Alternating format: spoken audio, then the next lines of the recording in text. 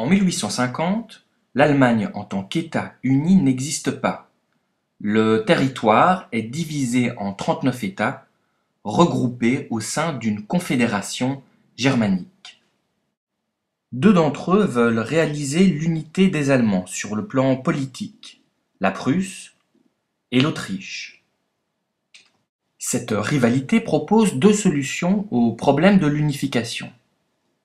L'Autriche propose la solution grande allemande, consistant en la création d'un État-nation allemand dominé par l'Autriche.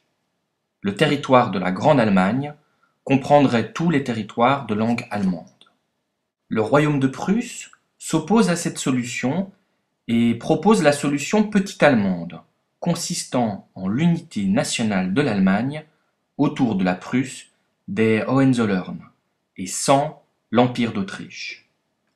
Face à l'Autriche, la Prusse dispose de nombreux atouts.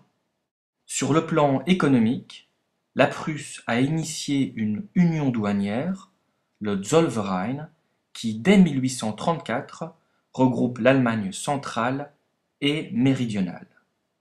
Les buts du Zollverein sont la création d'un marché intérieur unique et l'harmonisation des règles fiscales et économiques. Au niveau politique, l'union douanière place la Prusse au centre de l'échiquier allemand.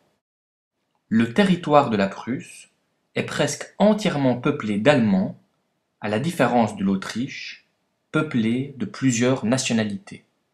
La Prusse connaît aussi une très forte croissance économique grâce à la révolution industrielle. Des régions comme la Ruhr, la Saxe et la Silésie s'industrialisent. De plus, Berlin devient un important centre financier. Enfin, l'armée prussienne, modernisée, est une des meilleures d'Europe. En 1862, le roi de Prusse, Guillaume Ier, de la dynastie des Hohenzollern, nomme Bismarck chancelier. Ce dernier est convaincu que l'unité ne peut se faire que par le fer et par le sang. En 1864, Bismarck entraîne l'Autriche dans un conflit contre le roi du Danemark.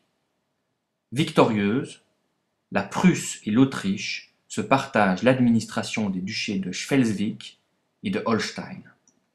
Le Schleswig est administré par la Prusse et le Holstein par l'Autriche.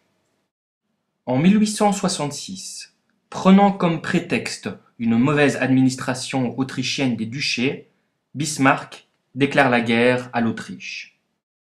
L'Autriche appelle la Confédération germanique à se mobiliser contre la Prusse, mais celle-ci, alliée de l'Italie, réagit très vite. L'armée prussienne remporte une victoire écrasante sur les Autrichiens à Sadowa le 3 juillet 1866. Le but de Bismarck est atteint. L'Autriche est évincée des États allemands. La paix de Prague est ratifiée le 18 août 1866. Les conséquences de ce traité sont cruciales. La victoire de la Prusse renforce sa puissance et son prestige en Europe. Elle s'agrandit et réalise son unité territoriale. La Confédération germanique est dissoute et remplacée en 1867 par la Confédération de l'Allemagne du Nord, présidée par Guillaume Ier et gouvernée par Bismarck. De son côté, l'empereur d'Autriche, François-Joseph, inaugure un nouvel État multiculturel tourné vers le Danube et les Balkans, l'Autriche-Hongrie.